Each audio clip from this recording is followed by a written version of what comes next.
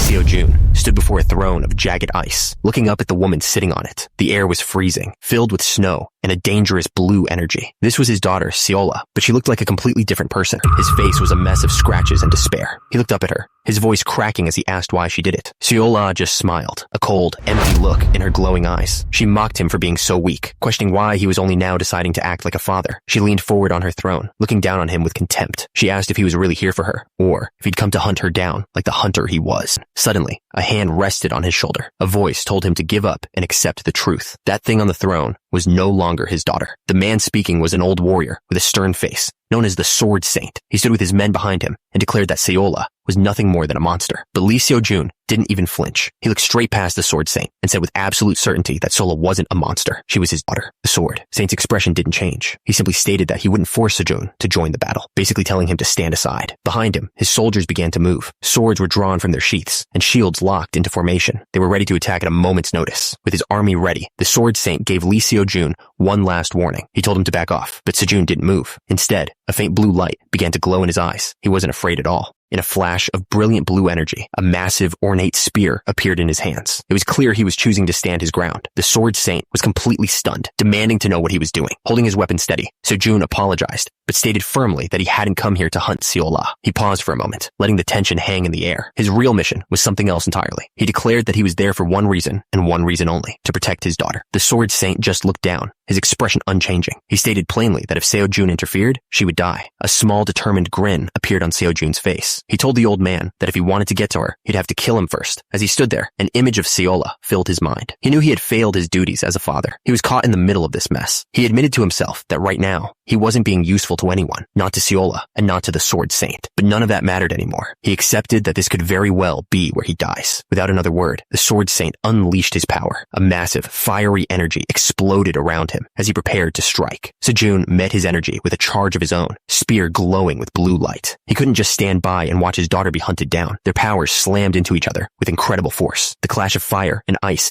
lit up the snowy field as Seo-jun pushed with everything he had against the Sword Saint's attack. But it wasn't enough. The Sword Saint's power was on a completely different level, and the force of the blow ripped right through Seo-jun's defenses. He felt his strength give out completely. His vision started to fade as he collapsed, utterly defeated. The Sword Saint stood over him, calm and silent. Just as he predicted, the fight was over in an instant. Lying on the cold ground, Seo-jun could barely move. He tried to reach out, to do something, anything, but he had no strength left. His arm fell uselessly back into the snow. It seemed like this was truly the end. But at that moment, a brilliant blue light erupted from nowhere. Seola appeared, her eyes glowing with an incredible, otherworldly power. She reached down and grabbed her father's arm. The second she touched him, a strange crystalline energy began to spread, covering his skin. The moment Seola appeared, an incredible wave of blue energy exploded from her. She floated in the air as the ground below her shattered into pieces from the sheer force. But this power wasn't coming from a place of strength. Her face was twisted in anguish, tears streaming from her glowing eyes as her very skin began to crack apart. Her power surge was so massive, it triggered something on a global scale. A system message appeared before everyone, announcing that Earth's final quest had just begun. But the objective of this quest was a complete nightmare. The system declared that the final boss was the witch, Lee Seola. Suddenly, his daughter was the enemy of the entire world. Lying there, watching it all unfold again, Seo-jun was filled with a crushing sense of failure. He could only whisper an apology to his daughter for what she had become. He felt himself floating in a dark void, surrounded by the broken fragments of her power. There was nothing he could do. He had failed to protect her. As everything faded, one single, desperate thought formed in his mind. It was a hopeless wish, but it was all he had left. He wished he could just go back and start everything over from the very beginning. A final tear rolled down his cheek as his consciousness slipped away. And then, in the darkness, a message appeared just for him. The system announced that Hunter Lee Seo-jun's unique quest was beginning. Its name was simple, but held all the hope in the world. Change the future. His wish wasn't just a dream. The system confirmed that his regression back in time had officially started.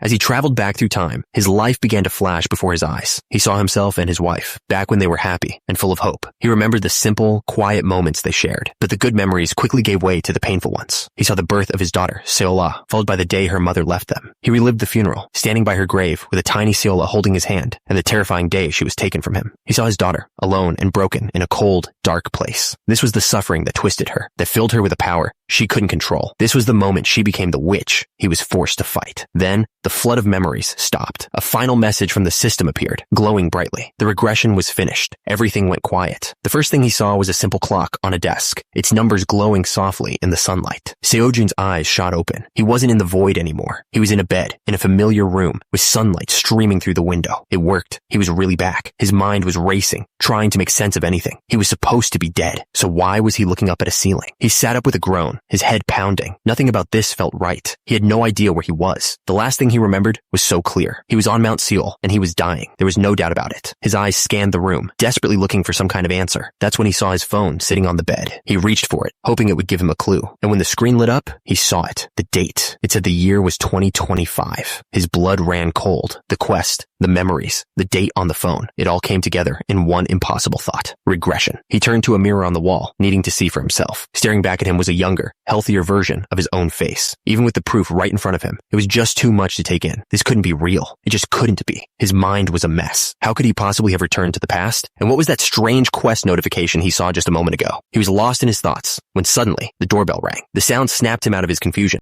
A woman's voice called out his name from the other side of the door. She introduced herself as Yu Eun-hye, and hearing that name made his heart stop. He couldn't believe it. He scrambled to his feet, grabbing a jacket as he rushed to the door, telling her to wait. His hand was shaking slightly as he reached for the doorknob. He took a breath and turned it, and there she was. Felt like hearing it again after a lifetime. But she wasn't alone. She was holding a small child, and she gently told someone named Seola to greet her dad. Seojun froze, completely stunned. His eyes shot wide open. A cold sweat ran down his face as he stared, completely frozen in place by what he was hearing. The little girl looked up with a bright, curious smile. Holding on to Eunhee's hand, she gave him a cheerful little hello. Seojun couldn't even speak. He just stood there, his mouth slightly open, trying to process what was happening. And then, the little girl called him Daddy. That one word hit him like a lightning bolt, and his entire world started to spin. At that exact moment, the system window popped up again in front of his eyes. It was a unique quest called Change the Future, and the objective was to prevent Lee Seola's 5 misfortunes. You could see the shock on his face. She spoke softly, telling him she knew this was surprising and hard to believe, but she was completely serious. Looking right at him, she stated that this little girl was truly his child. Seojun stood there, completely stunned, but as he looked at them, his mind was flooded with a terrible memory of how he'd reacted the first time around. He remembered his past self laughing in her face. He had mocked her for showing up after so many years and just expecting him to accept a child. His words had gotten even worse. He'd accused her of bringing the child just to threaten him, and Yoonhee had looked completely devastated. Then, he'd questioned if he was even the father. He suggested that Seola could have belonged to some other guy, right in front of her. He had coldly told them to leave. He said to only come back after she could prove that the girl was his biological daughter, and he would never forget the look on Seola's face. In that moment, his cruel words had completely shattered her world. The memory of Seola's face from that day was burned into his mind. She was just a little girl, and he had completely broken her heart with his words. He remembered turning them away so coldly, without a second thought. Looking back on it now, he knew he had been nothing but trash. But his regret was interrupted by another thought. That quest he'd just received. It was about Seola's 5 misfortunes. He struggled to wrap his head around it. How could a sweet, innocent child like her possibly grow up to destroy the entire world? The only way that could happen is if she went through some truly terrible things. But the problem was, he had no idea what those misfortunes were supposed to be.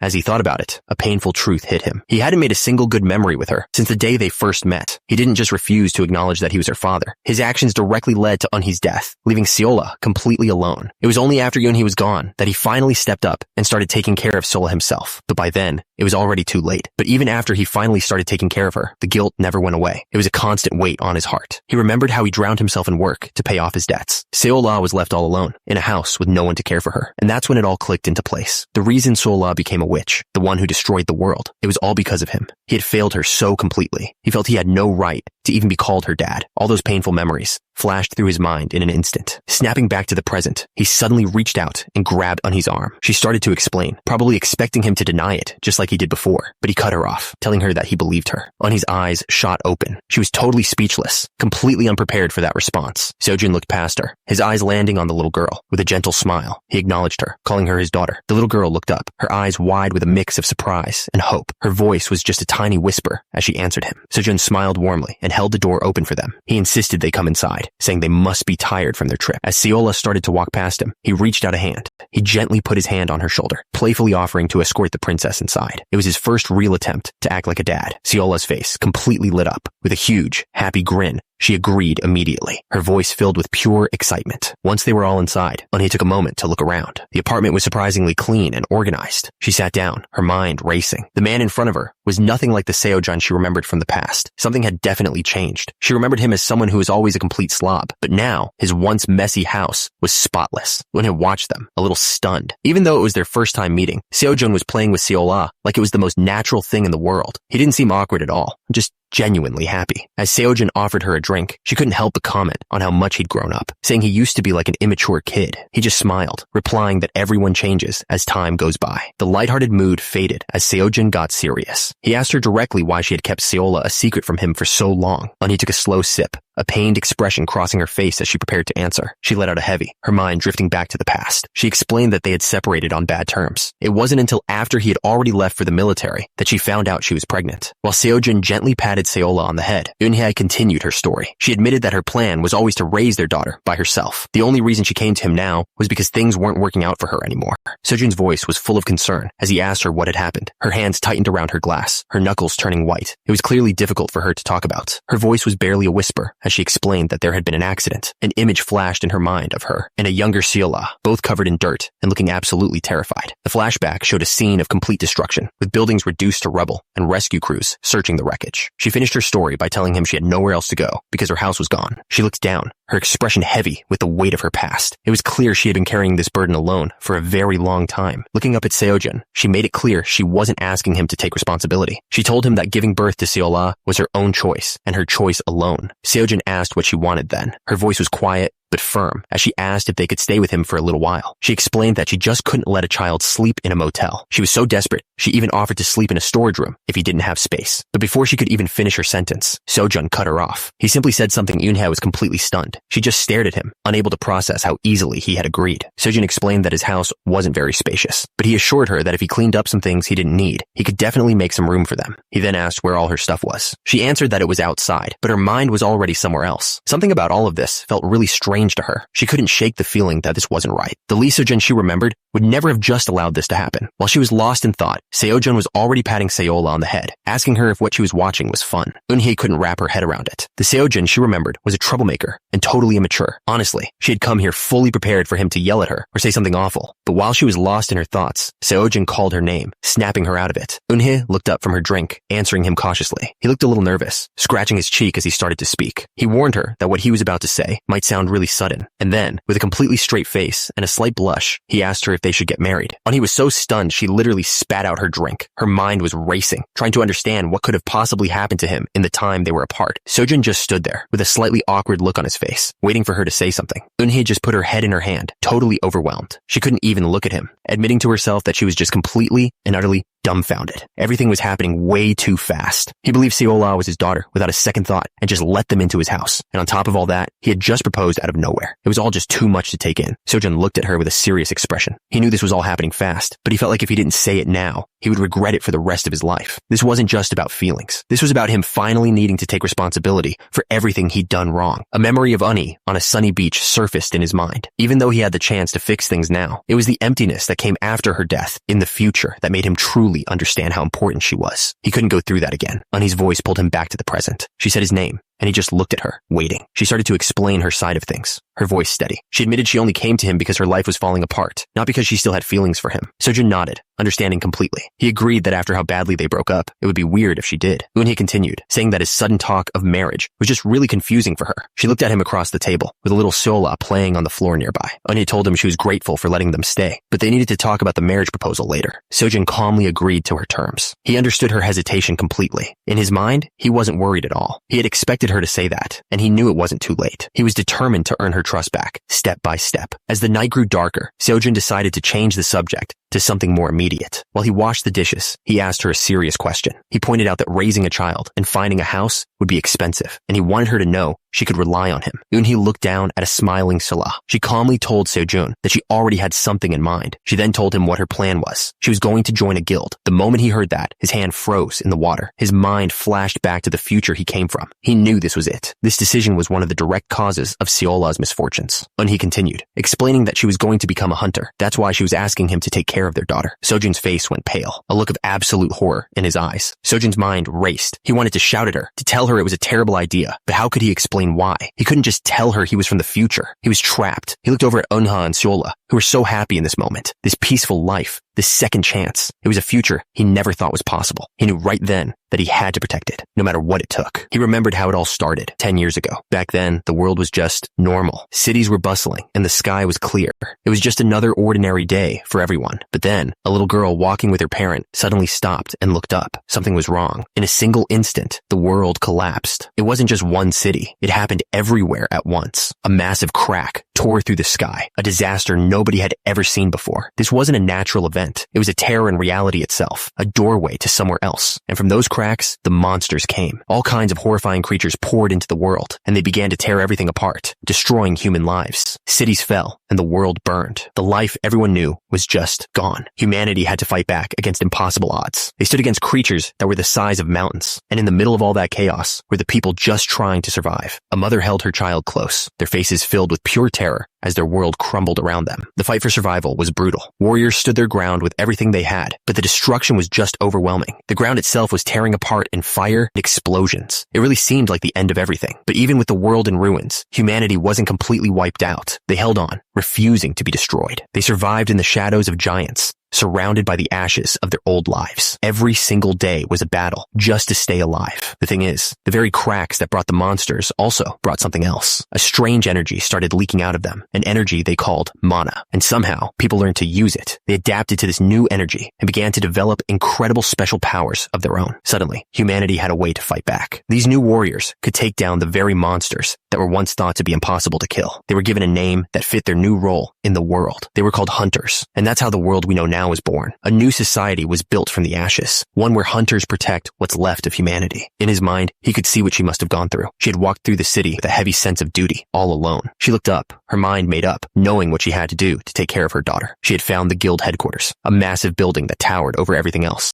Back in the present, she placed the papers on the table. It was the contract she'd received from the Knights Guild. His heart dropped. Looking at his sleeping daughter, Sojin's voice was full of alarm as he asked if she had already signed it. And he told him she hadn't signed it yet. But she added that the benefits and signing bonus were great, so she probably would. Sojin let out a huge of relief, which didn't go unnoticed. When he could tell something was bothering him and asked what was wrong, he chose his words carefully, trying to sound reasonable. He explained that hunter contracts are full of loopholes and that countless guilds take advantage of them. He finished his warning by telling her that it was probably best not to sign any contracts at all. He explained it was just the guild's way of taking advantage of people. Eunhee looked completely confused by his sudden concern, but her expression turned serious as she explained her side of things. She told him that if she gave up the contract, she had no way to pay off her debt or support herself. This was her only option. Then, in a complete turn, he told her to go sign the contract anyway. Hearing that, Eunhee looked up from the papers, totally caught off guard. Looked at her with a calm, confident smile. He told her that if anything seemed wrong with the contract, he would personally show her the ropes of being a hunter. Eunhee just stared at him, processing what he'd said. In that moment, she realized something profound. He had really, truly changed. Her mind flashed back to their breakup. She remembered how childish he had been back then, completely falling apart. Just then, a small voice cut through the silence. It was their daughter, asking if her mommy and daddy were going to sleep soon. Sojin gently explained to Sola that he and her mommy had to talk about something important. He told her they would go to sleep right after she did. Eunhee watched them from the doorway, her expression soft. She wished her daughter sweet dreams as Seola drifted off to sleep. Watching him gently tuck their daughter in, Eunhee felt something shift inside her. In that quiet moment, she thought to herself that he really was a father, after all. Sometime later, Sojin decided to take them out for a treat. They ended up at a local ice cream shop, a perfect place to make a happy memory. Inside, the display case was full of bright, colorful tubs of ice cream. There were so many different flavors to choose from. Seola was completely captivated, her eyes sparkling as she looked at all the options. A moment later, the person behind the counter asked what they would like to order. Sojin smiled and asked his daughter what flavor she liked best. Without even thinking about it, Seola happily yelled out that she wanted chocolate. But when Seojin spoke to the employee, he didn't order chocolate. Instead, he calmly asked for a different flavor called Mommy is an Alien. As Seojin stood there, his mind was racing, recalling the dark future he came from. He knew exactly which guild had contacted Eunhee, and it sent a chill down his spine. He also remembered their methods all too well. The guilds from this time period were ruthless in how they recruited people. They would dangle huge signing bonuses in front of new hunters, making it seem like an incredible opportunity. It was a bright and tempting offer that was hard to refuse. But the moment you signed, they would trap you with an insane amount of debt, basically turning you into a slave. In his first life, Sojin fell for it himself and spent his entire life fighting just to pay it all back. The memory was painful because Eunhee had been in the exact same situation. The guild pressured her constantly, forcing her to fight day after day. She died before she ever had the chance to show the world how talented she really was. Her death shattered their world. All that was left for Seola was a picture and the crushing loneliness of growing up without her mother. And in that moment of horrifying clarity, Seojin understood. Eunhae's death wasn't just a tragedy. It was one of the 5 great misfortunes that would destroy Seola's life. Looking at his family, now safe and sound in the present, his resolve hardened. He would not let that future happen again. He had to protect them, no matter what. As he looked at his daughter, he noticed her expression had completely changed. Seola looked deeply troubled, her hands clasped together nervously. He leaned in and gently asked her what was wrong. Standing at the counter of an ice cream shop, Seojin waited for the answer. Seola's small voice piped up from behind him, asking a hesitant question was so out of left field. The question was so out of left field that both Seojin and the woman behind the counter just stared, completely stunned, before trying to hold back their laughter. A moment later, the solution to all her worries appeared. It was a huge cone of chocolate ice cream, piled high. As they walked down the street, he held her in his arms, feeling her small weight against him. He explained that one of the ice cream flavors had a silly name. Mommy is an alien, and that's what had caused all the confusion. Seola was absolutely thrilled. She couldn't believe how much ice cream she'd got, her eyes wide with excitement. Turns out, the woman at the shop thought her reaction was so cute that she decided to give her an extra giant scoop. With a bright, happy smile, she thanked him, completely content. Seeing her this happy, even over something as simple as ice cream, this was the future he was fighting to protect. For a second, a memory of a happier time flashed in his mind. It was him and Eunhae looking down at their daughter, bathed in a warm, gentle light. This was the family he had lost once before. He held Seola close, watching her enjoy the ice cream. He couldn't help but think that she got all of her cute looks from Eunhae. But then, she stopped eating. She turned and held the ice cream cone out towards him, offering him a bite. But with a big, hopeful smile, she explained that she wanted her daddy to have some with her. Sejun just stared, completely caught off guard. Hearing her call him daddy and wanting to share with him, it hit him harder than he expected. The thing is, he could barely remember a time she had ever called him that. It was something he had almost never heard from her, because he'd spent so much time away from home. He barely had any conversations with her at all. He was a stranger in his own daughter's life. He hadn't just failed to talk to her. He hadn't made any memories with her at all. He'd left her completely alone, even during the time she needed him the most. In fact, the first and last time she ever called him her father were not good memories. His mind flashed back to a horrible memory. He saw Yeonhee on the ground, being held down as she screamed for someone to save her. And right beside her, little Seola was being grabbed too. She was terrified, yelling for them to let her go. Eunhee could only watch from the ground, screaming her daughter's name in desperation. It was in that moment of absolute terror that she screamed for her daddy. That was the memory that haunted him. The memory faded, leaving him with a simple, crushing truth. He had only just now discovered that Seola even liked ice cream. That's how bad of a father he was. Looking at her now, it just hit him how little time they'd actually spent together. This whole experience made him realize he'd been a total stranger in his own daughter's life. He realized his main goal wasn't just to prevent Seola from having a bad life. He had to give her a good one too. For the first time, he felt a sense of peace about it. He looked at his daughter, so full of life and happiness. He decided then and there that he would make as many good memories with her as possible. He was trying to do just that, enjoying a simple day out with her. But as she ate her ice cream, a loud siren suddenly started blaring through the streets. It was the emergency broadcast system, echoing from speakers all over the city. This wasn't just some small alarm. It was a citywide warning. He stopped in his tracks, looking up at the sky. The peaceful afternoon was completely gone, replaced by a feeling of dread. His eyes widened as he put it all together. He knew exactly what that siren meant. It was the signal for an unexpected crack. The thing is, cracks were supposed to be predictable. They always calculated their exact location before they even appeared. Hunters would already be on site, evacuating people and getting ready. But this siren meant all of that had failed. A crack was forming somewhere it wasn't supposed to be, and absolutely no one was prepared for it. He knew that the chances of an unexpected crack were incredibly low. More importantly, this never happened in the original future he came from. This was new, and it was dangerous. Seol-ah called out to him, her voice shaking with fear. He pulled her in close, trying to be the calm one for her, and told her to hold on tight. He didn't hesitate for a second, sprinting as fast as he could toward home. As he ran, a single thought kept echoing in his mind, the butterfly effect. It was all making a terrible kind of sense. A tiny change, like the flutter of a butterfly's wings, can create a storm. Eunhee, who would never normally leave Seol-ah with anyone, had left her in his care. And now, this disaster was happening. He was the one constant in all of it. He was the one who was there for every single one of these new events. The conclusion was unavoidable. Because he had changed the future, something else had broken in its place. But even as that terrifying thought crossed his mind, he wasn't just panicking. His expression hardened with determination. In that exact moment, the ground around them exploded. The crack wasn't happening somewhere else in the city. It was opening right underneath their feet. He held Seol-ah tight, trying to force a reassuring smile for her. But inside, his mind was screaming. This wasn't supposed to happen. He looked up, and the sky itself was shattering. A massive crack tore through reality, spewing raw, destructive energy everywhere. He stood his ground as the city street began to tremble around him. His mind raced,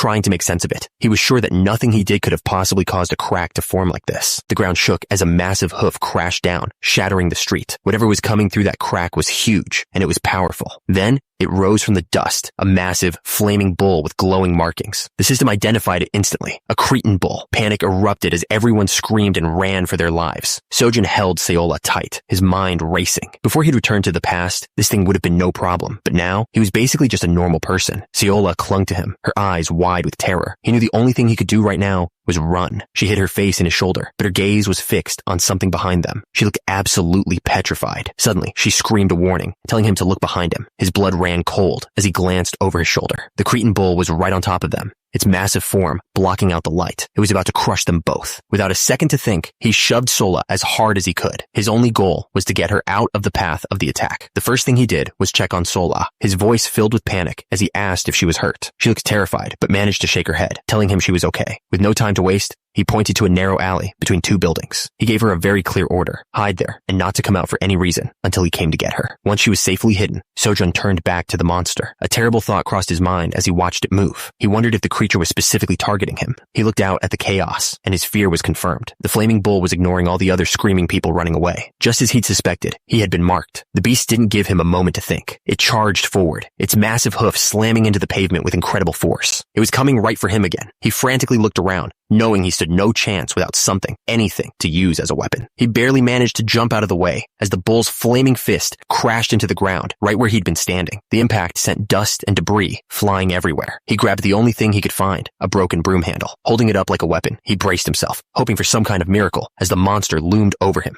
From the alley where she was hiding, Seola watched in pure terror. She was safe for now, but she couldn't look away from the danger he was in. The monster's attack was too powerful. The broom handle shattered into pieces on impact, and Seola screamed out for him. The force of the blow sent Seojin flying through the air. He was completely defenseless against the creature's raw strength. He hit the ground hard, but managed to land on his feet. He realized the only reason he survived was because of the mana he had wrapped around his body. But he knew it wouldn't last forever. He looked at what was left of the broom handle. He knew it was basically useless now, but he had no other choice but to try and use it as a spear. He knew there was no running from this thing. Since the siren went off, help should be arriving in about 5 minutes. All he had to do was hold on until then, and Seola would be safe. But as he stared down the massive beast, he understood the reality of the situation. 5 minutes might sound short, but he could easily die in that time. Still, there was no other option. He braced himself for the next attack, ready to do whatever it took. The monster charged, but Seojun stood his ground, gripping the broken broom handle. He was ready to squeeze out every last drop of mana, to let his body shatter into pieces, if that's what it took to win. The thing is, this wasn't just about courage. In his past life, before he came back in time, he didn't have the pure strength needed to be a hunter. Because of that, he started falling behind the other hunters. Day after day, his anxiety just grew worse as he watched everyone else get stronger. So he desperately searched for another way to survive, a way to fight that didn't rely on raw power, and he found his answer in books. He didn't just read them. He memorized entire books about monsters. He learned every single detail, especially their weak points. And now, all that knowledge came flooding back. He knew the Cretan bull's weak point was its eye. This was his one shot, and he had to make it count. He poured every bit of his remaining mana into the broken handle, his face set with determination. He absolutely refused to let anything happen to Seola. With a final push, he launched himself into the air. He brought the makeshift spear down with so much force that the ground beneath him shattered on impact.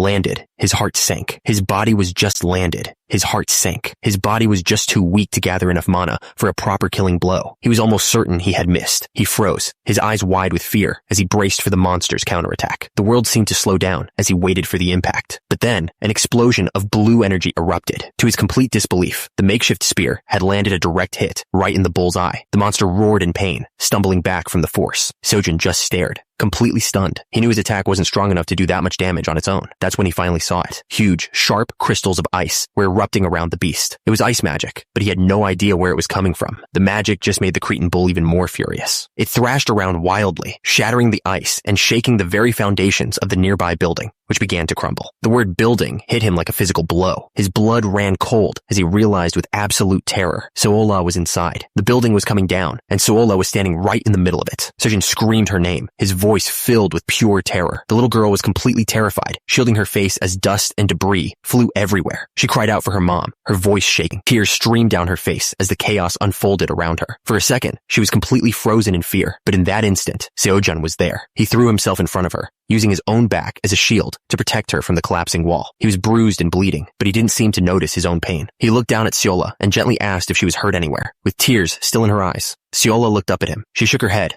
letting him know she was okay. A wave of relief washed over Seojin's face. But the moment he let his guard down, his strength gave out completely, and he started to fall. Seola screamed his name in a panic. He collapsed, his body finally giving in to the exhaustion and injuries. As he lay there unconscious, a mysterious voice echoed in his mind, telling him to wake up. Even as he was losing consciousness, Seojin's mind was screaming one last command. He had to get Seola out of there, no matter what. But she was still trapped in the middle of all the destruction. And just when it seemed things couldn't get worse, a monster known as the Cretan Bull started a stampede nearby. Suddenly, a team of hunters arrived on the scene. Their leader saw Seojin and Seola and immediately shouted orders to his team, telling them that protecting the civilians was their top priority. As they prepared to move, one of the hunters noticed a golden mark on their leader's clothes. It was a symbol that seemed to mean something important. Lying on the ground, Seojin saw the hunters arrive through his blurry vision. He felt a wave of relief, thinking that he could finally leave the rest to them. With that thought, he let himself slip into darkness. Sometime later, the chaos of the fight had ended. The city was quiet again under a peaceful evening sky. Uni burst into what looked like a hospital, her face a mask of pure panic. She ran through the halls, desperately calling out for Seola and Seojin. Seola immediately ran to her, crying out for her mom. Unha held her tight and asked if she was all right. The little girl said she was fine, but her voice trailed off as she looked back, clearly worried about someone else. Following her daughter's worried gaze, Unha looked into the room. Her eyes widened in surprise when she saw who was there. It was Lee Seojin, lying in a hospital bed. He was covered in bandages, clearly injured from the battle. He opened his eyes and managed a small smile. She started to explain that her dad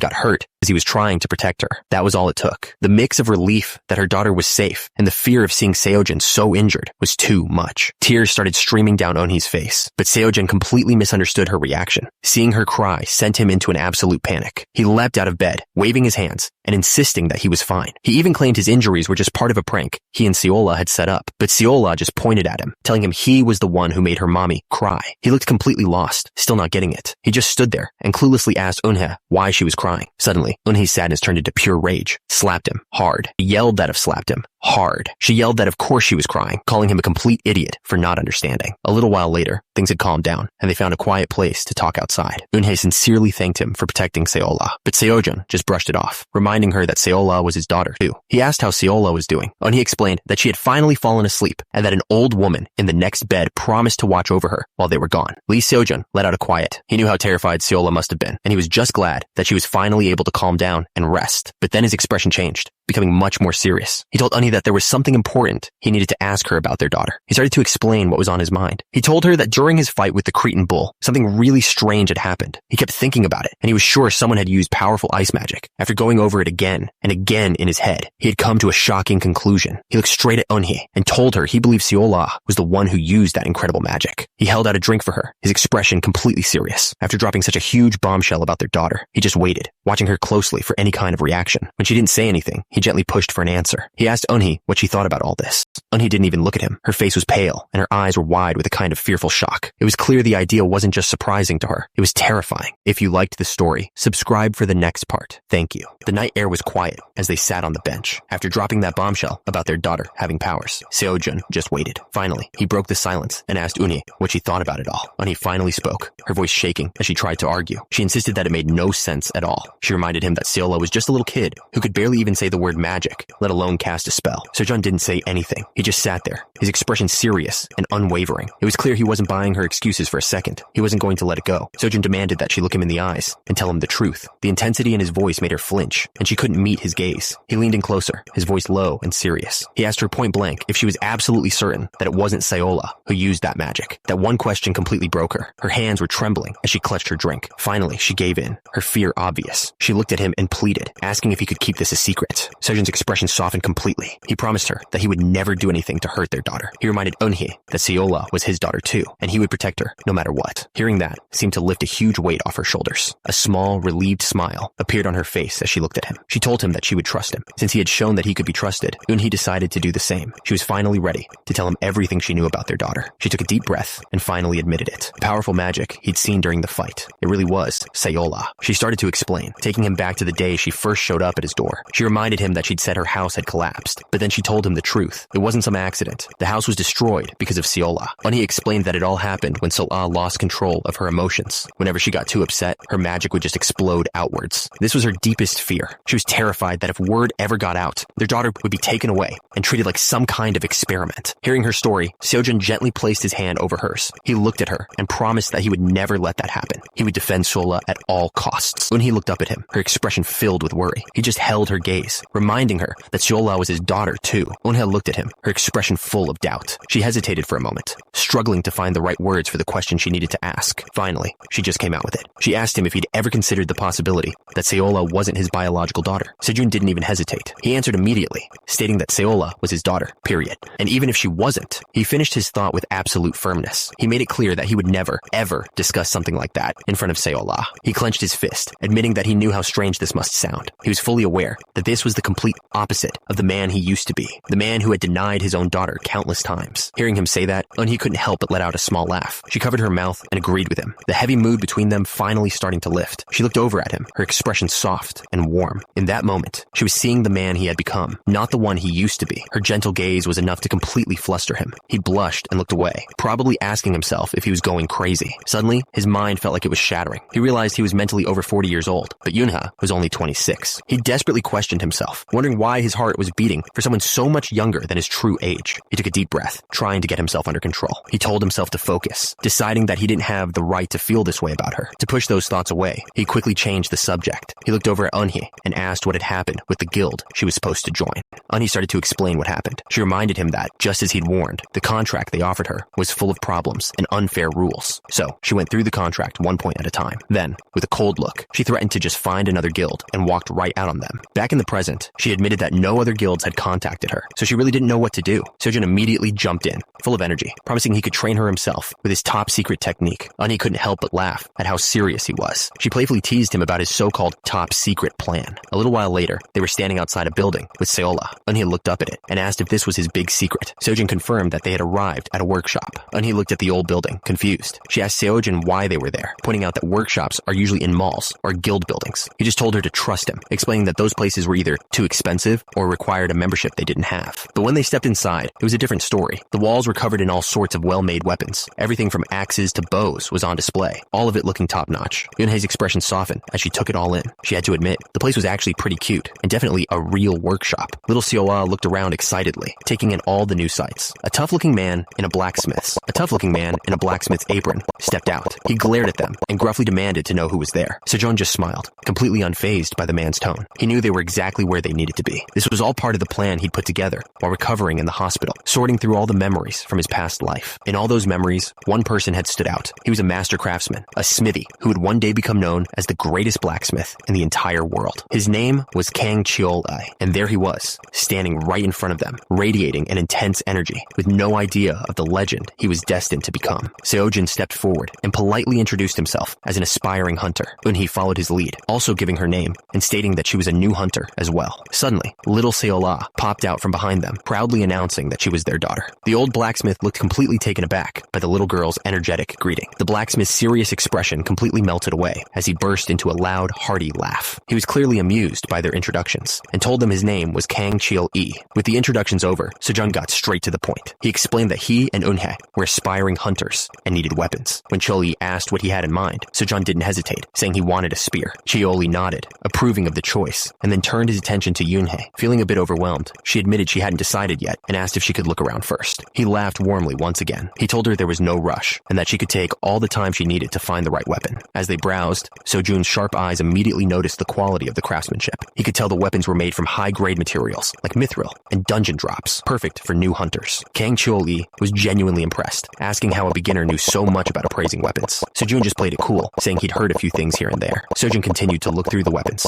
his expression thoughtful. He wasn't just grabbing anything. He was searching for something specific. After a moment, he found what he was looking for. He turned to Eunhee, holding up a sleek, modern-looking bow, and asked what she thought of it. Eunhee looked at the weapon, clearly surprised by his suggestion. A bow wasn't what she expected at all. Sojun explained his reasoning with a lot of confidence. He told her she had great focus and decision-making skills. Plus, she was strong enough to handle it. He was sure the bow was a perfect fit, but Eunhee still seemed to doubt her own abilities. Kang Chil-lee, the blacksmith, overheard them and chimed in. He offered to let her use a practice weapon to test it out first if she was unsure, but Eunhee shook her head, her expression becoming firm. She decided she didn't need to test it. She told them she would take Sojun's advice and choose the bow, trusting that he must have a good reason for his recommendation. The blacksmith nodded, satisfied with her decision. He explained that while she couldn't get a full refund, she could always exchange the weapon later. Sojun quickly agreed that the terms sounded good. With both weapons chosen, Kang Chil-lee handed them the bill. It was time to pay for their new gear and get ready for their first real hunt. This whole situation was a lot to take in for the little family. The cost of getting stronger was weighing on all of them, especially after everything they'd just been through. When Eunhee saw the final price, her face completely dropped. She knew it was way too expensive. But Seojun just smiled and told her not to worry about it, reminding her that he'd been saving up. He was going to keep his promise to make her strong. Eunhee immediately refused, insisting that she would pay him back for this, no matter the cost. Seojun tried to tell her she didn't have to, but she was firm. And right between them, little Sola was listening to every word, her eyes wide with concern. As they stood outside, Sola quietly called out to her mom. She asked if the weapons were really expensive, and then offered to cut back on her snacks if it would help them pay. Her offer hit both of them like a punch to the gut. Sojun quickly tried to reassure her that it wasn't like that at all. He looked over at Eunhee, his expression filled with sadness, and explained that their daughter never really voices her true feelings. He knew that other people just saw her as kind and considerate, but to him, it felt like she was being forced to act too mature, at an age where she should be greedy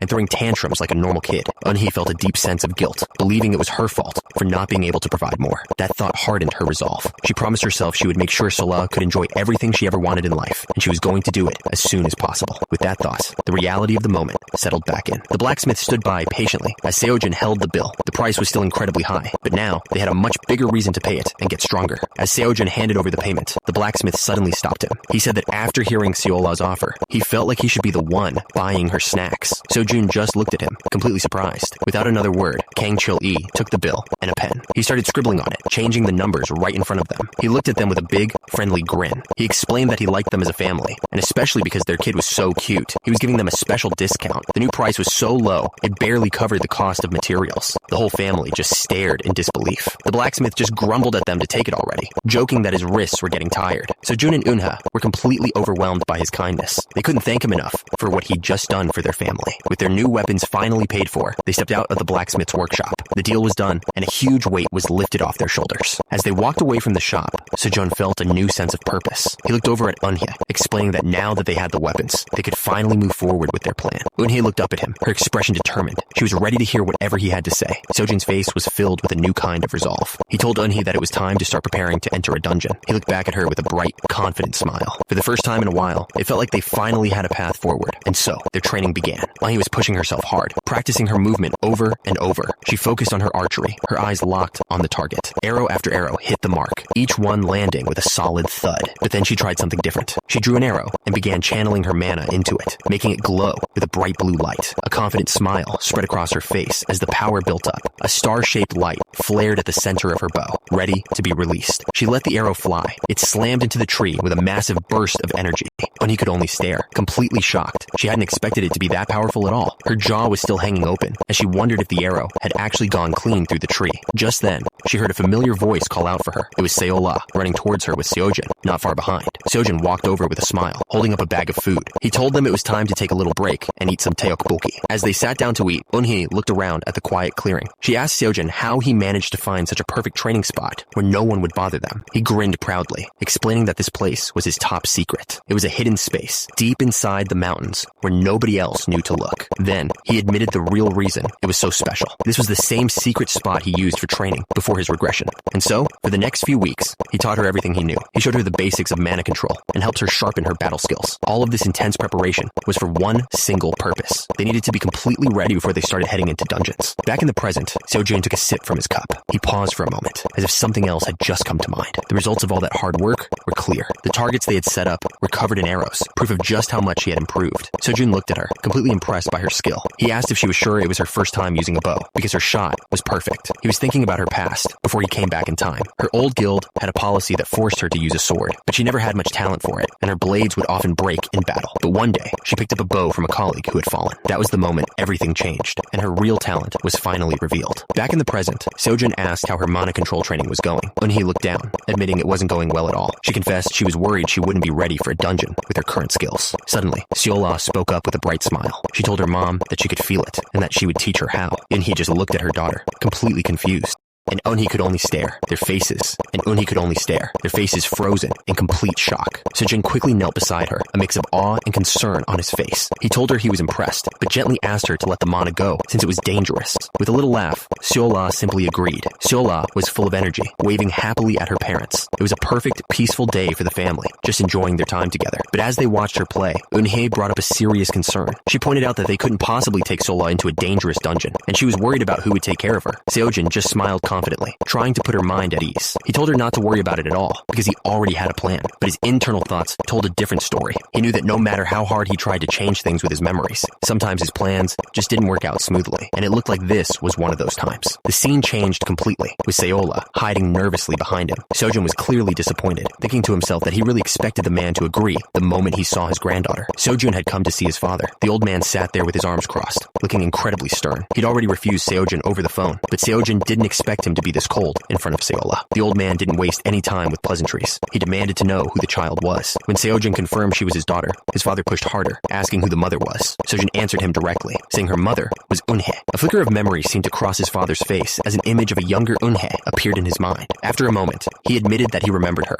The old man kept pushing, wanting to know about their marriage plans. Seojin admitted that he had proposed to Eunhee. When his father asked when the wedding was, Seojin had to awkwardly explain that she hadn't actually accepted yet. His father absolutely lost it at that, looking completely furious. Seojin quickly told him they could talk about it later. He held Sola close and explained that he was really there to ask for a favor. With that, Seojin formally introduced the two of them. He told Seola that the man sitting in front of her was her grandfather. She cautiously walked a little closer to him. The old man's stern expression softened. He introduced himself as Grandpa Jaewon. Internally, he was already thinking about how soft and squishy her cheeks looked, completely charmed by her. Seola looked up at him, her eyes wide with curiosity. The moment she called him Grandpa, it was like something clicked inside him. To take care of Sola for them. Jaehwan, to take care of Sola for them. Jaehwan grumbled, acting annoyed and questioning why he had to look after a kid on the weekend. Seojin started to back down, saying he could find someone else if it was too much trouble. But his father immediately cut him off, shouting that he never said he wouldn't do it. He pulled Sola into a hug, making it clear he had no intention of letting her go. With the family matter settled, the story moves to a different place. It was a fancy-looking store called Row Clock, specializing in clocks and jewelry. While Seojin was gone, Eunhee waited by herself in the fancy shop. She started to wonder if she should have gone with him, after all. Just then, Seojin came back and told her it was all right, which was a big relief. At the same time, the shopkeeper handed them the watch band they had requested. As Seojin took the item, he held up something small that was glowing in his hand. He asked Eunhee if this was the stone their daughter, Seola, had found earlier. The stone was a beautiful, bright blue gem, giving off a magical light. Turns out, it was a mana light, an incredibly useful item for finding artifacts in dungeons. They were both completely amazed. It was hard to believe that their little girl had managed to pick up something so valuable without even trying. This reminded them of what happened right after she found it. But instead of picking a fancy item, she pointed to a pile of what looked like junk on the floor. She told the blacksmith she wanted the shiny thing from the pile, which just confused him. But the old man looked closer and started laughing, amazed by her choice. He praised her for having such a good eye, realizing she'd found a real treasure in the scrap heap. Seojin just stood there, completely stunned by his daughter's incredible luck. The glowing stone was called a mana light. It's a special marble that lights up whenever it senses mana nearby. Because they're used to find hidden artifacts inside dungeons, they're actually worth a lot of money. But instead of keeping it, Sola held it out to her dad, telling him to take it. Seojin was shocked, reminding her that it was her discovery. She explained that she was only curious because it was shiny. More importantly, she could tell that he really wanted it for their family. Seojin was so moved by her kindness. A little later, he met back up with Eunhee inside a fancy-looking building. She asked him if he was there to pick up the watch band. He smiled and agreed, saying it was a must-have item for dungeons. He suggested they look around for some clothes for Sola too. But deep down, he was thinking about the real reason he'd brought them here. Suddenly, a loud shriek echoed through the building. Both Seojin and Eunhee froze, completely caught off guard by the noise. Turns out, it wasn't wasn't a scream of terror, but of excitement. A huge crowd was gathered around a red carpet, cheering for someone famous walking by. The person they were all yelling for was Sung Soo-hyun. The fans were going absolutely wild, shouting about how handsome he was as he waved to them with a confident smile. The crowd was going crazy, with some fans shouting that Sung Soo-hyun's face was brighter than their future. But while everyone else was starstruck, Seo-jun and Eun-hee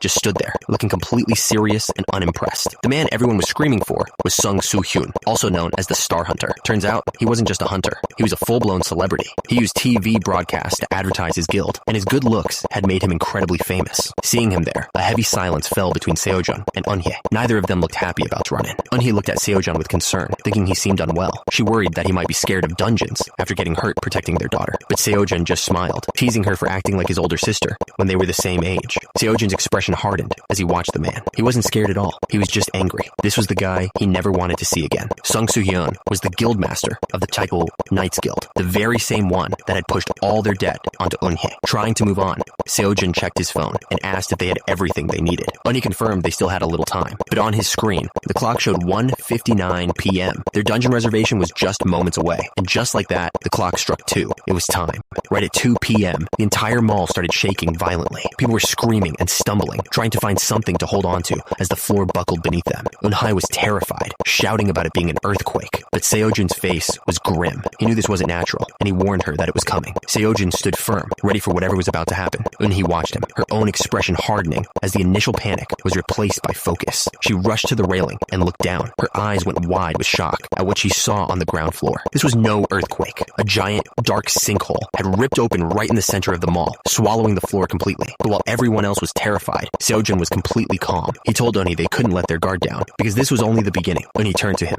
completely confused by his words. She asked him what he could possibly mean by the beginning. Before he could answer, a piercing shriek echoed through the mall. Then, a system message appeared for everyone to see. A dungeon had been created, and a special quest was about to begin. And just like that, the monsters started to appear. Giant, terrifying spiders with glowing purple eyes and bodies crawled out from the darkness. There wasn't just one or two of them. It was a whole swarm. Seo-jun didn't hesitate for a second, summoning his glowing weapon. But Eun-hee was frozen in fear, holding Seola tight against her chest. The system confirmed what they already dreaded. They were trapped inside a dungeon. Then, their objective appeared for everyone to see. It wasn't enough to just survive. They had to clear the entire collapsed shopping mall. This was their only way out. The moment the quest began, total chaos erupted. The swarm of giant spiders poured out, and people started screaming and running for their lives. They scattered in every direction, desperate to get away from the monsters. A large group of people managed to reach one of the mall exits, but when they got there, they found the doors were sealed shut. They banged on the glass, screaming for help, but no one was on the other side. Up on the second floor, a woman with red hair was trying to make a plan. She pointed out that there were just too many monsters to fight at once, but she stopped mid-sentence when she saw what her partner was about to do. Without any warning, Lee Seo-jun just vaulted over the railing. He didn't hesitate for a second, diving straight toward the swarm of monsters below. The woman could only shout his name, shocked by his sudden move.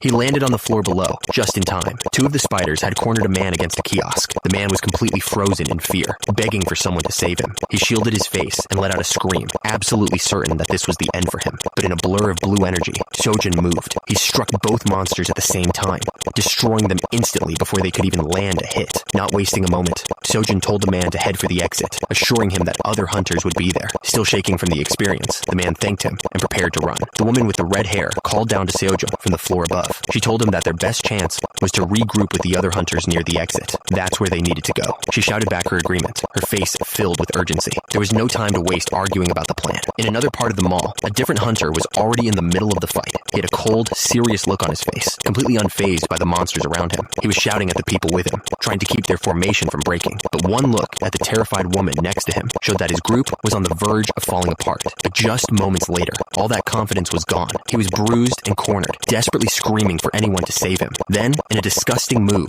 he grabbed the woman who was hiding behind him. He shoved her forward without a second thought, using her to save himself. At that exact moment, Seo-jun and the red-haired woman were running towards the sound of the screams. They both froze, their eyes wide with shock at what they were seeing. A look of pure rage crossed Seo-jun's face as he recognized the man. While the woman screamed for someone to help her, all Seo-jun could think was what a piece of trash that guy was. The massive spider lunged forward, its glowing purple eyes fixed on the helpless woman. She could only scream, completely frozen in terror, as the monster came down on her. But just before the spider could strike, a brilliant golden light erupted in front of it. The red-haired woman had moved in an instant, creating a powerful shield to block the attack and save the woman's life. The man who'd pushed the woman just smirked, clearly impressed. The red-haired hunter herself looked completely calm and in control, but Seo-jun was staring at her, his eyes wide with disbelief, wondering what on earth she was doing here. He knew her name was Go Hyun. In his past life, she was a legendary hunter who survived all the way to the Day of Ruin, but his memories were clear on one thing. She was never supposed to be at this place, at this time. Seo-jun shook his head, forcing himself to focus. This wasn't the time to get lost in thought. Hyun had already taken charge, shouting for the other hunters to form a circle with the civilians in the middle to create a defensive line. She urged them all to stay calm and concentrate on the battle. Their most important job was to protect the people who couldn't fight. With her clear commands, the scattered hunters began to move as a single unit. The fight erupted across the floor. Hunters with swords charged into the swarm, while archers fired glowing arrows from a distance. Everywhere you looked, someone was fighting for their life. Golden and blue energy blasted through the monsters as the hunters unleashed their skills. Working together, they were finally starting to push the creatures back, and in the middle of all that chaos, Seo-jun was moving with pure focus. He brought his glowing spear down with incredible force. His eyes locked on the last monster. The weapon plunged straight through the creature's head. With one final strike, the monster shattered into pieces. As the dust settled, Seo-jun stood over the fallen creatures, his spear still glowing. He looked around at the mess and figured that was probably the last of them. He turned to Go Hyun and complimented her, saying she did great for her first real battle. She let out a note of relief and admitted that all her strength left her body the second it was over. But this whole situation reminded me of something that happened before. It all started with a simple question about how things were going. This was back in Sung Soo-hyun's office. An employee was giving him a report, nervously greeting him as the guildmaster. Soo-hyun let out, he complained that he thought they had finally found a useful hunter. He was looking at a resume for Yoo Eun-hye. His employee explained that he didn't know how she found out, but she just left the contract on the desk and walked away. Soo-hyun just stared, trying to figure out what went wrong. But that was all in the past. Back in the present, the immediate danger was over, and the survivors were starting to gather themselves. A man with light purple hair approached Go Hyun. Seo-jun took his hand, and the two of them, formally met for the first time since everything changed. Seo-jun stated his name, and the other man introduced himself as Sung Soo-hyun. Soo-hyun then made a strange comment about how quiet Seo-jun was acting. But before anything else could be said, a woman's desperate scream cut through the air, begging for someone to save her child. They saw a small boy lying on the ground, his arm covered in a dark purple rash. It was earth spider poison. He could hold on with first aid, but he was in real danger if he didn't get proper treatment soon. Someone pointed out that the only way to get him help was to clear the dungeon and kill the boss. But as soon as the suggestion was made, Sung Soo-hyun spoke up, firmly stating that he was against it. He argued that the dungeon exit would open on its own in 24 hours. He couldn't believe they were even considering fighting the boss with such a small group. But Seo-jun's voice cut through the debate. He insisted that their members were strong enough for the challenge, and more importantly, he knew that the child wouldn't last that long, even with first aid. Sung Soo-hyun let out a tired looking down on Seo-jun. He dismissed him completely, saying that from his appearance, he looked like just another applicant. He stated firmly that he wasn't stupid enough to rush into a dungeon they knew nothing about. Because of that, he had absolutely no reason to listen to Seo-jun's plan. He made his final decision clear. He and his guards would be staying right here. Go Hyun stared back at him, her expression filled with disgust at his cowardice. Seo-jun wasn't surprised at all. He remembered that even before his regression, Sung Soo-hyun had always been the type to play it safe, only clearing dungeons after the exit was already open. Meanwhile, the little boy was still fighting for his life. Someone had applied first aid and was trying to comfort him, telling him to just hold on a little longer. That was enough for Go Hyun. She turned to Seo-jun and the other hunter, making her choice clear. She announced that she would be sticking with them. With a confident smile, she suggested they should introduce themselves before they all head out. She told them her name was Go Hyun. Hearing this, Seo-jun watched her for a moment. He thought to himself that he knew he wasn't wrong about her. He trusted she would do the right thing, and she did. As he looked at her, Seo-jun remembered something important from his past life. He recalled what happened after this very dungeon first opened. In the original timeline, Go Hyun had actually teamed up with Sung Soo-hyun to clear this place, but things were clearly different this time around. Back in the present, Sung Soo-hyun couldn't believe it. He sneered at Go Hyun, saying he thought she was better than the amateurs. He asked her if she was really that eager to get herself killed, but Go Hyun was completely done with him. She told him to stop messing around, and that with his attitude, he should just quit being a hunter altogether. Her words didn't seem to bother him at all. He just gave her a nasty smirk. Seo-jun stepped forward, ignoring Soo-hyun completely. He declared that since they were all ready, it was time for them to leave. With their small team formed, he announced their first objective. It was time to start clearing the collapsed department store. As they moved deeper into the ruins, the area grew dark. Suddenly, Eun-hye noticed a strange purple light glowing on the walls. She pointed it out to Seo-jun, amazed by what she was seeing. Seo-jun wasn't surprised at all. He calmly explained that it was just luminescent moss, a type of plant that grows in the darkest parts of dungeons. As they walked, Go Hyun turned to Eun-hye, looking genuinely surprised. She complimented her fighting, saying she was so good that she'd mistaken her for a veteran hunter. Eun-hye got a little shy, admitting that was way too much praise. But Hyun was watching them both very carefully. She thought to herself that for regular people, their skills were incredible. She was especially focused on Lee Seo-jun, realizing he wasn't just a strong fighter, but also had the sharp judgment of a real commander. Eunhee then raised a very important point. She told everyone they needed to decide on a leader to give orders before the next fight, but she immediately took herself out of the running, admitting she wasn't confident enough to handle that kind of pressure. Go Hee-yeon quickly agreed with her. She also confessed that she didn't feel comfortable taking on such an important job. With both of them backing down, Hye-yeon turned to Seo-jun with a smile. She suggested that he should be the one to lead them. Seo-jun just looked at her, his expression unreadable as he realized what she was doing. He knew this wasn't a simple suggestion. This clever woman was testing him, trying to figure out what he was capable of. He planned to show some of his strength, but he knew it would be a huge problem if she pried too deep. So, Seo-jun decided to play along. He let out a long acting like it was a huge burden. He told them that since they wouldn't do it, he guessed he had no other choice. This was his plan. By pretending to be overwhelmed by the role, he could make it much harder for her to figure him out. The women accepted his decision, and with their new leader chosen, they all agreed it was time to hurry. With the leadership decided, there was only one thing left to do. They had to face whatever was waiting for them next. Suddenly, Seo-jun threw up a hand, bringing everyone to a halt. He whispered that he thought they'd finally reached the boss's location. They looked down into a massive crater that had been ripped into the floor of the mall, and there, in the very middle of the wreckage, was a giant, glowing, pink blob. It was just a slime, a huge, pulsating one, but still, just a slime. Eunhee was completely confused, asking if the dungeon boss was really a monster used for training new hunters. But Seo-jun was serious, warning them not to underestimate it just because of what it was. Taking command, Seo-jun said that it was just a big slime, and they should get rid of it. He reminded them that he was the one giving orders, so they had to listen. Hye-yeon just let out a little and agreed. Seo-jun quickly explained that slimes react to vibrations, so they needed to be careful. Hearing that, Go Hee-yeon immediately stepped forward, volunteering to go first as the vanguard. Without any hesitation, she leaped down into the crater. She landed silently, sword drawn and ready to face the boss head on. Go Hee-yeon landed perfectly. Her sword held steady. She was completely focused on the giant slime, her expression showing nothing but confidence. Watching from above, Eunhee was completely blown away. She couldn't help but wonder if all hunters were that incredible.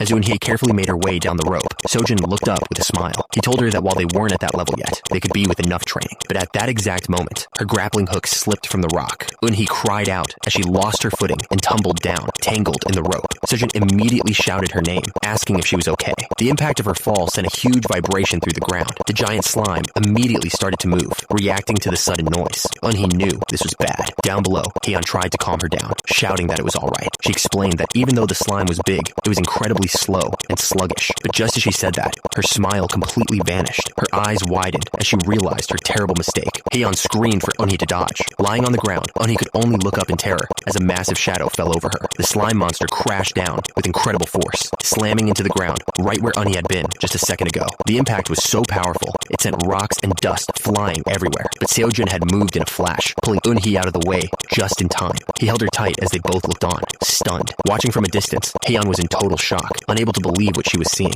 Even Sung Soo-hyun looked on with a grim, serious expression. And then we saw why everyone was so stunned. This wasn't just a normal slime. Inside the purple goo, you could clearly see a human skeleton, bones and all. The slime began to pull itself up, using the skeleton as a frame to create a terrifying, dripping body. As Seo-jun looked up from the ground, he couldn't help but question if this thing could even be called a slime anymore. This was something else entirely. The creature let out a silent roar, its skeletal face glowing with a terrifying purple light. This was no simple slime. It was a monster wearing a human frame, and it was furious. It raised its body high and then slammed down with incredible force. The ground shattered from the impact, sending rocks flying everywhere. This thing was pure destruction. The whole team dove for cover behind a massive rock just as the monster attacked again. Watching its wild movements, Seo-jun realized it wasn't attacking what it could see, but what it could feel. It was reacting purely to vibrations in the ground. At that moment, his mind flashed back to before all this started. He remembered thinking that, up to a certain point, everything had been going exactly according to plan. He had gathered everyone together right before they descended, wanting to do one last review of the plan before they went in.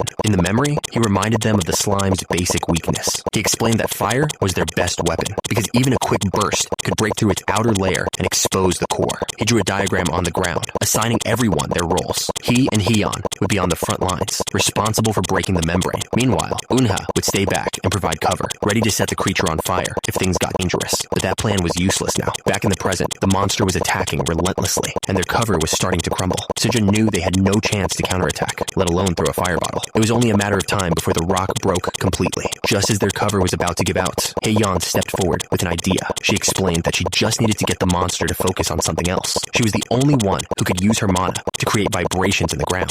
So she told them she would go draw its attention and then come back, flowed down to her feet, wrapping around, flowed down to her feet, wrapping around her as she got ready to move. But they were out of time. The monster swung its massive arm, ready to smash their hiding spot to pieces. In a flash, Taeyeon burst from behind the rock. She moved so fast, she was just a blur of golden light. She declared that if this was going to be a battle of stamina, she was absolutely confident she would win. Every step she took was filled with power, cracking the ground beneath her. Just like that, the plan was in motion. She easily dodged the monster's huge attacks, drawing its full attention and leading it away from the others. But she wasn't just running around blindly. As Hee-yeon moved, her eyes were locked on the monster, studying its every move. She was looking for a weakness. With incredible speed, she weaved between the monster's strikes. Each step was precise, keeping her just out of reach of its massive, swinging limbs. Watching her fight, Sojun noticed something important. The monster was trying to break their cover, but it couldn't actually get any closer to where they were hiding. That's when it clicked for him. The monster had powerful, long-range attacks, but it was stuck in one spot. It was basically a sitting duck.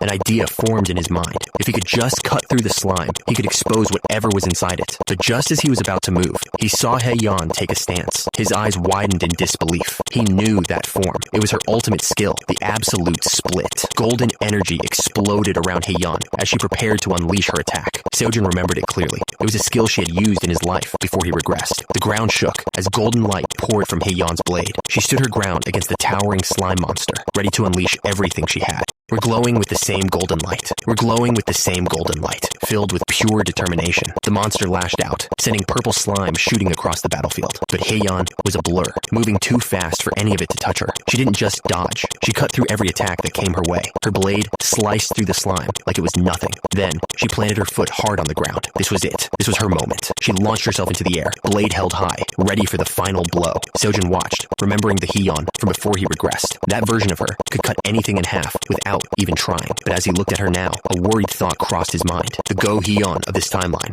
She wasn't there yet. Was this attack going to be enough? Her blade slammed into the monster with a massive burst of golden light. The creature's slimy body pushed back against her, but she held her ground, pouring every ounce of power into the strike. Watching this, Sojun remembered the Hye-yeon from before his regression. Her skills as a pure sword fighter had always been a little rough around the edges. But even so, her willpower was absolutely insane. She was pushing against the monster with pure grit, refusing to back down even for a second. But her determination wasn't enough to stop the inevitable. The monster's acidic body was literally eating away at her sword, causing it to crack and dissolve. To make things worse, the creature was healing almost instantly. For every bit of damage she managed to do, it just pulled itself right back together. She looked down at her blade and knew she was running out of time. At this rate, her sword was going to break long before she could ever hope to win. That split second of doubt was all it took. A wave of pure terror washed over her as she realized her opening was gone. The monster was already lunging forward for a counterattack. She was completely exposed, and she knew there was no time to dodge. Just as the monster was about to finish her off, something came flying out of nowhere. It was a green bottle, thrown with perfect aim. The bottle shattered right in front of her, splashing a thick, golden liquid all over the monster. Sojun had thrown it, creating a barrier between Hye-yeon and the attack. Hye-yeon stared at the strange liquid splattered everywhere. She was completely stunned, trying to figure out what just happened. Then it hit her. It was oil. The entire monster was now covered in it. Sojun quickly explained that this slime was different. Its core was harder and more acidic, so they had to get rid of the outer layer first before they could do any real damage. He told her they couldn't drag this fight out any longer. He added that she could thank him later for saving her, but for now, they needed to get away. As they both ran for it, Hye-yeon shouted in disbelief. This thing wasn't just a regular slime. It was more like a powerful field boss. Sojun just laughed and teased her, saying she was the one who made it so angry. Hye-yeon panicked, yelling back that they couldn't get close enough to light the oil on fire now that it was going wild. Sojun was about to say he had an idea for lighting the oil, but he stopped mid-sentence. His eyes went wide as he noticed something happening right behind Hye-yeon. He desperately yelled for her to look out. The slime monster had formed a huge, shadowy tendril and was swinging it right at her. Watching from a distance, Sung Soo-hyun gritted his teeth. He knew Hye-yeon had been careless, and her sword probably wasn't strong enough to block that kind of attack. But at that exact moment, someone else was making a move. A crossbow was loaded with a special bolt, its tip burning with fire and glowing with blue energy. The flaming arrow shot through the air, streaking right past Hye-yeon's head. She could only look up, completely stunned by the sudden flash of light. She stood there confidently, her crossbow. She stood there confidently, crossbow still aimed as the fire raged behind her. She looked completely focused, the blue magical energy from her skill still swirling around her weapon. She had just saved them from a critical blow. Turns out, this was all part of Seojun's plan from the start. He had told Eunhye that if things went bad, he was counting on her to set the monster on fire. He explained that an arrow filled with her mana would be the perfect way to do it. Eunhye was completely stunned. She pointed at herself, unable to believe he was giving her such a huge responsibility. She immediately started making excuses, saying she'd never done cover fire before and hadn't even finished her mana training. But Seojun put a hand on her shoulder, his voice firm as he told her she could do it. He reminded her of all the hard training she had already gone through. He also brought up the terrifying fight with the spider, another moment where she had to be brave. He told her that she had already pushed through so many difficult moments. She had overcome every single one. Looking her right in the eyes, Seojun told her the most important thing she needed to hear. He told her to believe in herself. And that brings us back to now. Her shot had worked perfectly. The slime monster was completely swallowed by the fire, letting out a terrible, screeching sound. As the flames burned away the purple goo, something new became visible. A glowing orb was sitting right inside the skeleton's ribcage. That had to be its core. Seojun immediately shouted that he could see the monster's core. He knew they had to destroy it right now, before it had any chance to recover. But the monster wasn't going down that easily. Even inside the roaring fire, it was already starting to move again. Eunhye didn't hesitate for a second. Eunhye didn't hesitate for a second. She reached back and quickly grabbed another arrow from her quiver. She drew the bowstring, and a bright blue energy immediately started to gather around the arrow. She was pouring her mana into this next shot. This time, there was no fear in her eyes at all. She looked completely focused, her expression full of determination. With a steady breath, she let the arrows fly. A whole volley of them shot through the air, glowing with power. Eunhye's arrows rained down on the monster, creating the perfect opening. With the creature distracted, Seojun and Hyeyeon charged in together, ready to land the final blow. Hyeyeon's sword erupted in a blaze of fire as she got ready to strike. At the exact same moment, Seojun's blade began to glow with a powerful blue energy. Their target was the skull at the heart of the monster. It was burning bright, completely exposed. With a look of pure determination, Seojun swung his sword down with everything he had. Hyeyeon's flaming blade was the first to hit, crashing right into the monster's core. And a split second later, Seojun's attack made contact. A massive explosion of blue energy ripped through the monster. But far away from the battle, the outside world was watching. A news reporter stood in front of the dungeon, explaining that a department store had been blocked off. She said that a crowd of worried people had gathered, waiting for news about their families trapped inside. In that same crowd, an old man was holding a little girl. She looked around at the scene and asked her grandpa where they were. The old man didn't respond. He just closed his eyes, his face filled with worry and sadness. The memory then jumped back to an earlier conversation. The man had asked what his friend's plans were after leaving the little girl with him. Crouching down beside the little girl, Eunhye, the man with the spear, explained that he had some work to do. He told his friend they were just stopping by the local department store. He specified it was the new Darien department store. With a small smile, he promised he would be back soon and turned to leave. Eunhye watched him go, her face filled with worry. She clutched her grandpa's arm, clearly anxious about being left behind. Back in the present, the little girl suddenly pointed towards the chaos. She shouted to her grandpa that the entrance to the dungeon had just opened up. The news reporter's voice cut through the noise of the crowd. She announced that they were seeing wounded civilians coming out. But then, someone else appeared, and the crowd started shouting his name. It was the famous hunter, Sung Soo-hyun, looking completely untouched by the battle as he waved to everyone. As the crowd cheered, the old man's face went pale. He stared in disbelief, a look of pure shock and horror spreading across his face. But while the old man was frozen in horror, the little girl's face completely lit up. Her eyes went wide with pure joy as she saw something in the crowd. She pointed excitedly, shouting out that it was her mom and dad. Her grandpa couldn't believe what he was hearing, his face filled with shock. And there they were, walking through the parted crowd, a man with a giant sword and two women, all looking tired from the fight, but they were safe. The little girl, Seola, called out to them again, her voice full of hope. Seeing their faces, a powerful memory started to surface. It started with a beautiful sunset sky. She could almost hear her parents' voices calling her name.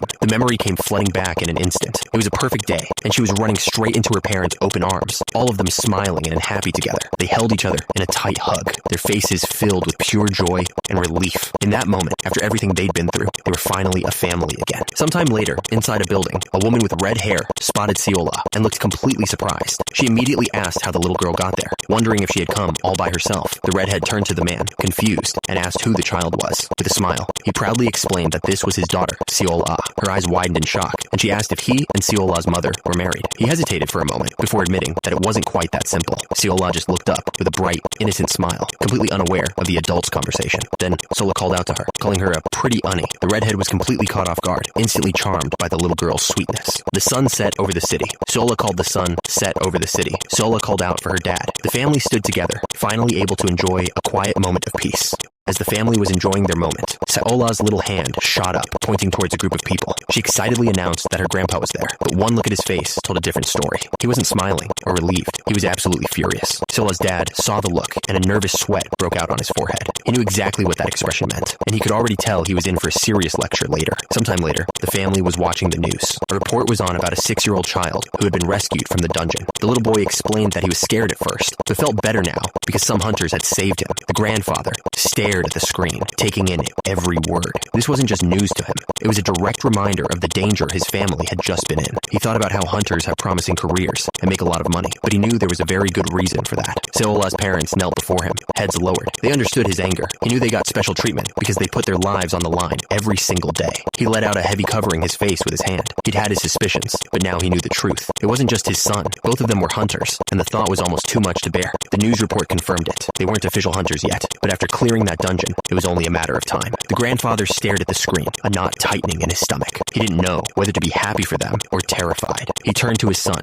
his expression serious. He asked him what he planned to do with Seola. He made it clear that leaving her by herself every time they went out was not an option. Seola's dad looked flustered, trying to find the right words. He stammered that he did have a plan of sorts, but he didn't sound very convincing when he just held their daughter, watching the tense exchange. Finally, he just admitted the truth. He confessed that they didn't have a babysitter for Seola right now. The grandfather's face hardened, his silence full of disappointment and anger. The grandfather let out a long, heavy. He closed his eyes for a moment, the anger draining away, replaced by a sense of weary resignation. He knew what he had to do. He told them he would watch Seola for the time being. Both parents looked up, completely stunned by the offer. He added that she was a good girl and wouldn't be much trouble anyway. With that settled, the grandfather's tone changed. He looked directly at the mother and said her name, Unhi. She looked up, a little surprised, sensing the conversation was about to get serious. He then asked if he could speak with her privately. It wasn't a suggestion. It was clear he had something important to discuss, just between the two of them. The two of them sat alone in a quiet room, facing each other. The air was thick with unspoken tension. It was clear this wasn't going to be an easy conversation. The grandfather started simply by saying her name. Unhi looked over at him and calmly agreed, ready to listen to whatever he had to say.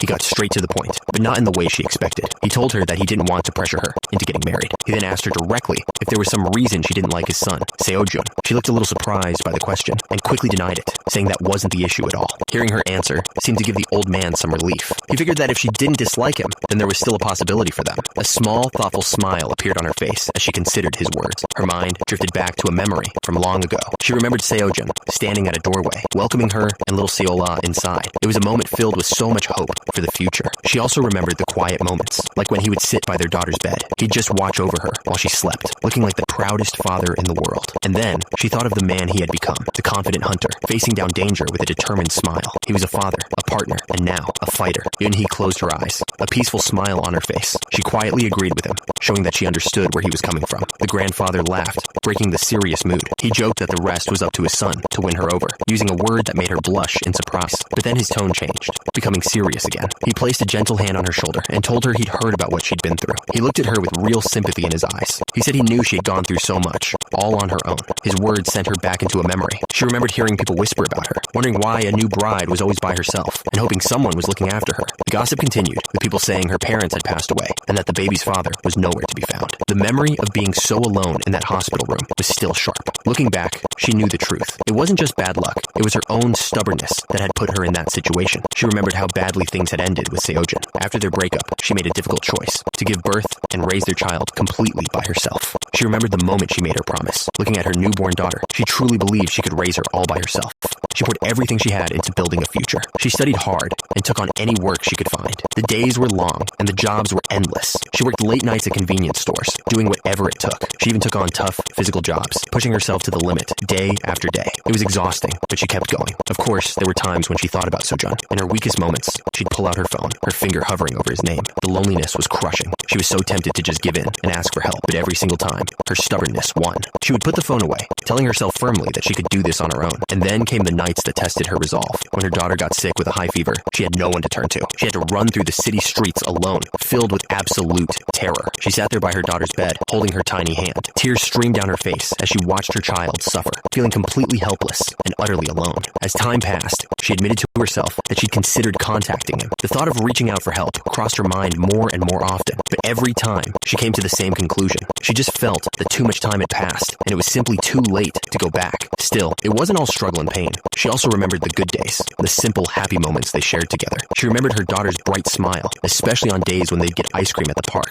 Those were the moments that made it all worth it. The times she felt truly at peace, knowing she was doing everything for her daughter. But then, one of those happy days took a sudden, terrifying turn. A strange power erupted out of nowhere. It was her daughter. She'd fallen. In that moment, she lost control. To calm the terrified little girl, telling her that it was just a dream.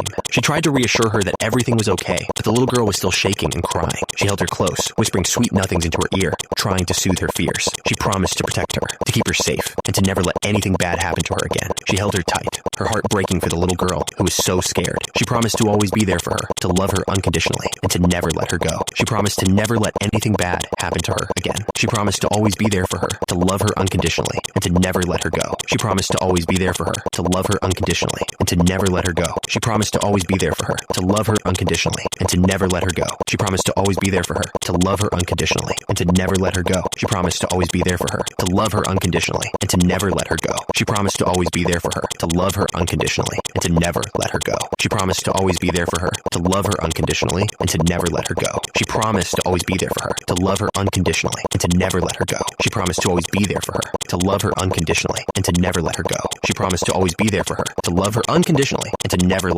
She promised to always be there for her, to love her unconditionally, and to never let her go. She promised to always be there for her, to love her unconditionally, and to never let her go. She promised to always be there for her, to love her unconditionally, and to never let her go. She promised to always be there for her, to love her unconditionally, and to never let her go. She promised to always be there for her, to love her unconditionally, and to never let her go. She promised to always be there for her, to love her unconditionally, and to never let her go. She promised to always be there for her, to love her unconditionally, and to never let her go. She promised to always be there for her, to love her unconditionally, and to never let her go. She promised to always be there for her, to love her unconditionally, and to never let her go. She promised to always be there for her, to love her unconditionally, and to never let her go. She promised to always be there for her, to love her unconditionally, and to never let her go. She promised to always be there for her, to love her unconditionally, and to never let her go. She had to calm the terrified little girl, telling her that everything was going to be okay. In that moment, she felt like the whole world was watching them. It was a terrifying feeling, like they were surrounded by danger on all sides. She truly believed that it was up to her and her alone to protect her daughter. She couldn't trust anyone else with this secret. Taking her daughter's small hands in her own, she made her promise something very important. She asked her to never show her powers to anyone else, except for her. The little girl's eyes lit up, not understanding the weight of the situation. She just smiled and asked if this was going to be their own secret promise. Her mom gave her a warm, reassuring smile. She gently confirmed that yes, it was their special secret. She explained that this secret belonged only to the two of them. With a pinky promise, the deal was made. That memory, that promise, was still so clear in her mind. Her hand tightened into a fist as she thought about everything that had happened since that day. The grandfather's voice cut through the tension. He gently reminded her that while Sola was her daughter, she was also his granddaughter, and Seojin's child, too. His words hit her hard, and she couldn't hold back her tears. He begged her to stop trying to do everything by herself, and to finally let them help her. He held her close, trying to comfort her. He made it clear that she could always come to him, Sojun, whenever she was struggling with anything. He finished by saying he was certain that Sojin felt the exact same way. Across the room, Sojin sat quietly with Sola, listening to the whole conversation. Just then, the heavy silence was broken. Sola spotted her mom and jumped to her feet, calling out her name with a huge smile. The little girl looked at her mother with concern and asked if she had been crying. Eunhye quickly put on a brave face and denied it, but Seojin's expression showed he wasn't fooled. Sojin then turned to his father. The older man immediately noticed his son's bruised face and demanded to know what happened, but Seojin just brushed it off. Eunhye quickly chimed in, insisting that nothing was wrong. Cutting through the excuses, the grandfather asked a simple, direct question. What were they going to do now? The question seemed to catch Sojun completely off guard. He had no idea how to answer. After a moment of tense silence, Sojin finally spoke up. He looked over at Eunhye with a confident smile, clearly having found an answer to his father's question. He laid out their first goal, explaining that they needed to start preparing for the licensing test. This was the first real step toward building a new life together.